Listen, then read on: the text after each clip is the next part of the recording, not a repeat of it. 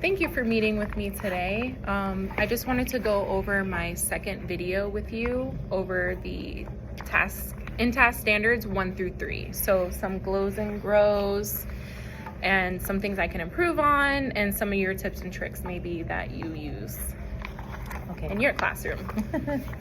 All right, so what I noticed in the video, before you giving the kids the assignment, again, you set that purpose for learning and you went over the objectives so that the students understood what they were supposed to be working on while they were in their individual assignments. The discussions during the activity that the kids had, they seemed to be focused on the topic, and I like that you allowed them to use their iPads for extra support. Thank you. And they also seemed to be very engaged in the assignment as well. After they did their discussion and they seemed to work on their assignment, you went over the assignments again with them after they finished the video.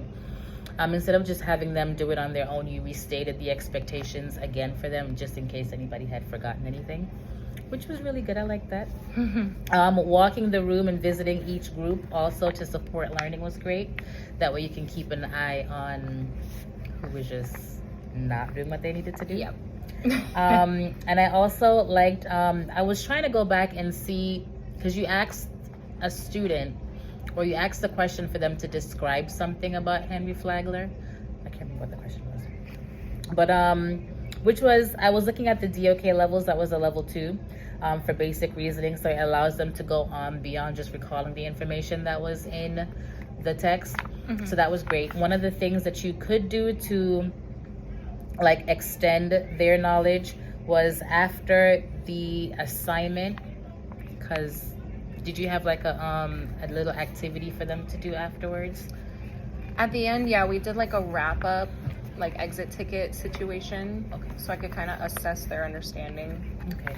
So one of the suggestions I had, just to make a deeper connection, or to make it more, hands-on a bit, was they could analyze information from multiple sources. Some, like, maybe give them a different article on it so that they can compare the two. Oh, I like that. And discriminate between those ideas.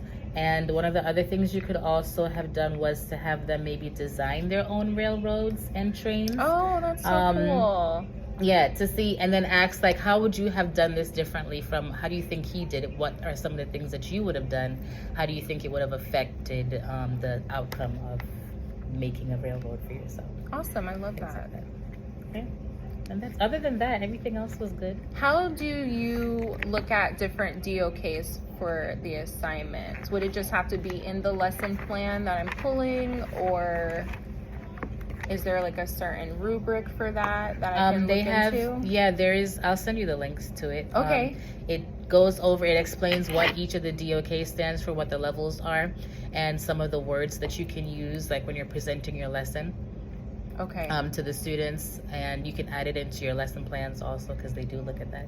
Okay. Yeah. I need to get better at understanding that part. You give that that critical thinking, that rigor, that grit that they need to get in there. Okay, so there's like different levels to it. Yeah, different levels. What would be the highest? At level 4 is the highest. Okay. DOK 3. And a level 4. I think analyzing and designing is the highest one that I was looking at. Okay. So when you're giving students an assessment in class, what are some of your tips and tricks to kind of drive that data to form your small groups? So when you're looking at we want to make sure that everything is always standards based. So before I do my small groups, I look at, remember the paper that we got for our meeting the other day about their My Study Plan lesson that we had? So I would also look at that along with their FAST scores. There's a section there that you can expand on or extend it, and it shows you what they scored low on. On Progress Learning? Yeah. Oh. No, on the FAST website. When you log in, it does that. And I think I have to double check on Progress Learning if it does that too. I think the DOT challenge will show something. That's the one I was looking at for my class. And we focus on that in class. So I get resources from like iReady and things like that. Say like the students take a test in your class yesterday. Would you pull that small group for today? I would do a reteach. Okay. if I noticed as I was grading it, if they were, you know, missing anything that we needed to go over. Do a little reteach the next day while it's still somewhat fresh in their minds. Yeah. And then maybe pull them again a few days later to like go over it and like, give them like a little mini tester to see what they remembered on it. Awesome. Anything else you want to discuss? Okay, perfect. I'm gonna be creating the next video next week, and then I'll be sending that to you, and then the same process again. And for this video, we'll do it when we end this video, but I'm gonna show you how to log into the platform and be able to score me. Okay. Okay.